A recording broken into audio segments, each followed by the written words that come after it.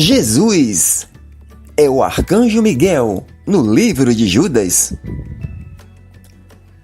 Os adventistas do sétimo dia tentam identificar Jesus como o arcanjo Miguel na passagem de Judas 9. Leamos. Mas o arcanjo Miguel, quando contendia com o diabo e disputava a respeito do corpo de Moisés, não ousou pronunciar juízo de maldição contra ele, mas disse: O Senhor te repreenda. Judas 9. Vejamos o que diz Ellen White, a profetisa do Adventismo, fazendo referência a esse texto. Moisés passou pela morte, mas Cristo desceu e lhe deu vida antes que seu corpo visse a corrupção. Satanás procurou reter o corpo, prendendo-o como seu. Mas Miguel ressuscitou Moisés e levou-o ao céu. Satanás maldisse amargamente a Deus, acusando-o de injusto por permitir que sua presa lhe fosse tirada. Cristo, porém, não repreendeu a seu adversário, embora fosse por sua tentação que o servo de Deus houvesse caído. Mansamente remeteu-o a seu pai, dizendo: O Senhor te repreenda.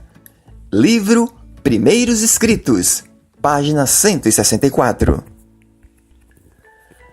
Segundo essas declarações, Ellen White usa Judas 9 para ensinar três coisas: que o arcanjo Miguel é Jesus, que ele teria ressuscitado Moisés e que não teve autoridade para repreender Satanás, recorrendo ao Pai.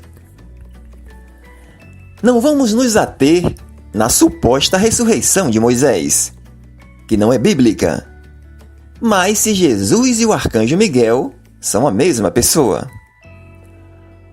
O livro de Judas possui apenas um capítulo com 25 versículos. Em toda a carta, Judas cita o nome Jesus Cristo por 6 vezes, nos versos 1, 4, 17, 21 e 25.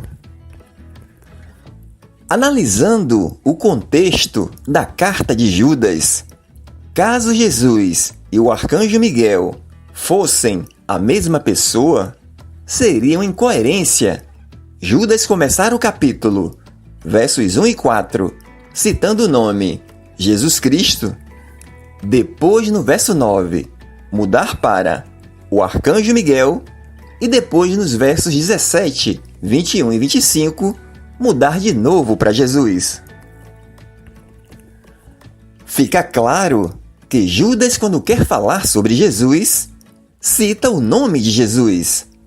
Quando quer falar de Miguel, cita o nome do arcanjo Miguel. É óbvio que ele se refere a duas pessoas distintas. Alguns adventistas argumentam que existem passagens em que Jesus também é chamado por 2 nomes diferentes, em um mesmo contexto.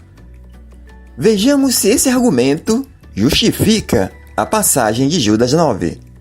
Leamos. Vocês mataram o autor da vida, mas Deus o ressuscitou dos mortos, e nós somos testemunhas disto. Pela fé no nome de Jesus, o nome curou este homem que vocês veem e conhecem. A fé que vem por meio dele lhe deu esta saúde perfeita, como todos podem ver. Atos capítulo 3, versos 15 e 16. Aqui Jesus é chamado de o autor da vida. Autor da vida é um título de Jesus, e não o nome de um personagem, como é o arcanjo Miguel. E o próprio texto deixa claro que esse autor da vida é Jesus. Aquele que Deus ressuscitou dos mortos e que a fé vem por meio dele. Vejamos outro texto. Mas Estevão, cheio do Espírito Santo, fitou os olhos no céu e viu a glória de Deus e Jesus, que estava à direita de Deus. Então disse: Eis que vejo os céus abertos e o Filho do Homem em pé à direita de Deus. Atos capítulo 7, versos 55 e 56. Aqui Jesus é chamado de Filho do Homem. Essa expressão, Filho do Homem, encontramos várias vezes na Bíblia se referindo a Jesus. Vejamos um exemplo. É o Senhor mesmo quem está dizendo isso. Mas eu lhes digo que, desde agora, vocês verão o Filho do Homem sentado à direita do Todo-Poderoso e vindo sobre as nuvens do céu. Mateus capítulo 26, versos 64. Quem é que se assentou à direita de Deus? Jesus. Filho do Homem é um título de Jesus, tal como Cordeiro Santo, Leão da tribo de Judá. Mas em nenhum lugar nas Escrituras encontraremos Jesus sendo chamado de o Arcanjo Miguel. Usar essas passagens para dizer que em Judas 9 Jesus é chamado por dois nomes diferentes não tem cabimento. No próprio verso 9 de Judas, demonstra que Miguel não pode ser Jesus. Analisemos 3 pontos. Primeiro ponto. Ali fala de uma disputa pelo corpo de Moisés. Jesus disputaria alguma coisa com o diabo? O diabo teria condições de disputar algo com Jesus? Sendo Jesus onipotente, o Todo-Poderoso? Vejamos como os demônios viam Jesus. O que eles pensavam sobre Jesus? Será que eles tinham a ideia de disputar alguma coisa com Jesus? Leiamos. E apareceu na sinagoga um homem possuído de um espírito de demônio imundo, o qual gritou em alta voz: Ah! O que você quer conosco, Jesus Nazareno? Você veio para nos destruir? Sei muito bem quem você é, o Santo de Deus. Mas Jesus o repreendeu, dizendo: Cale-se e saia desse homem. O demônio, depois de o ter jogado no chão, no meio de todos, saiu daquele homem sem lhe fazer mal. Todos ficaram admirados e comentavam entre si: Que palavra é esta? Pois, com autoridade e poder, ele ordena os espíritos imundos, e eles saem. Lucas capítulo 4, versos 33 a 36. O nome de Jesus está acima de todo nome, e todo joelho tem que se dobrar diante dele. Vejamos. Por isso Deus também o exaltou sobremaneira, e lhe deu o nome que está acima de todo nome, para que ao nome de Jesus se dobre todo joelho, nos céus, na terra e debaixo da terra, e toda língua confesse que Jesus Cristo é Senhor, para a glória de Deus Pai. Filipenses capítulo 2, versos 9 a 11. Ou seja, se o arcanjo Miguel fosse Jesus, não poderia haver ali uma disputa. O diabo tinha que se dobrar. Segundo ponto. O verso diz que ele não ousou pronunciar juízo de maldição contra ele. Se Miguel é Jesus, Jesus teve medo do diabo? Porque ser ousado é ter coragem. Não ousou é não ter coragem. Será que alguém que faz parte da Trindade, que é onipotente, que é Deus, que criou todas as coisas, inclusive o próprio exército celestial, teve medo a ponto de não usar uma palavra de maldição contra o diabo? E o terceiro ponto, o arcanjo Miguel disse: "O Senhor te repreenda."